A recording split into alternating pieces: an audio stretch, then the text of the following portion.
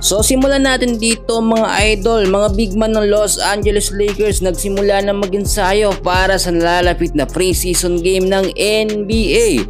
Kung bago ka lang, please huwag mo nakakalimutan na i-like at i-subscribe ang ating YouTube channel.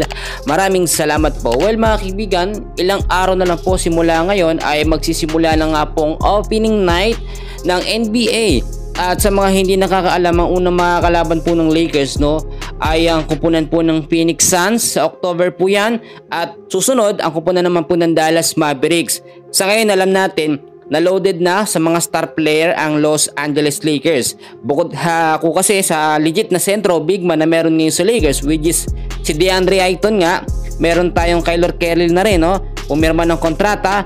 Si Jackson Hayes nagre-contract mga kaibigan, plus meron pang mga nasa bench. Ngayon ang sinasabi natin, ito pong sistema ni Coach JJ Redick ay tablado na, papalitan na. So ano ang papalitan? Yung small ball lineup ni JJ Redick hindi na mangyayari, bagkos priority na ngayon ng Los Angeles Lakers na magamit ang kanilang mga bagong big man, which is talagang twin tower, o dalawang big man ang posibleng gamitin sa starting lineup po ng Los Angeles Lakers. Ayon na rin po sa pinaka-updated na source natin sa NBA dito sa Lakers, una gagamitin nila sa starting lineup ito nga pong si DeAndre Ayton, at susundan naman yan mga kaibigan itong si Jackson Hayes. So possible twin tower, triple tower mga kaibigan ang mangyayari dito sa magiging panibagong sistema ng Lakers. Tanong ng ating mga Lakers fans, sapat na ba yan para magkampiyon ng Lakers? Well, kung titignan nyo mga kaibigan, hindi naman porkit matatangkad ang mga player na ila-line up ng Lakers, sure ball na mananalo sila.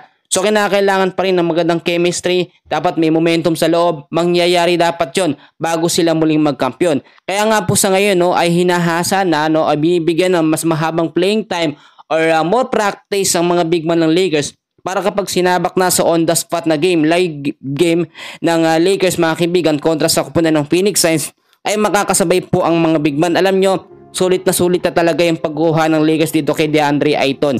Kahit nakikita nyo matangkad siya, yung iba sinasabi matangkad lang to pero hindi nakakasabay sa mga crucial game.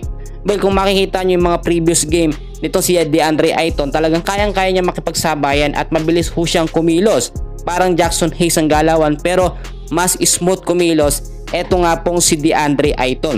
So ngayon alam naman natin ang Phoenix Suns nag-rebuild din sila ng malakas na team, at ngayon syempre hindi pwedeng baliwalain lamang yan ng Lakers.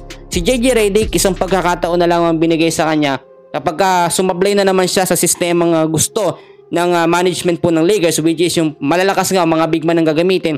Posibleng palitan na siya ng panibagong head coach sa mga susunod po na mga season. So ngayon yan muna ang update natin, and please huwag kakalimutan mag-like and subscribe. Maraming salamat po.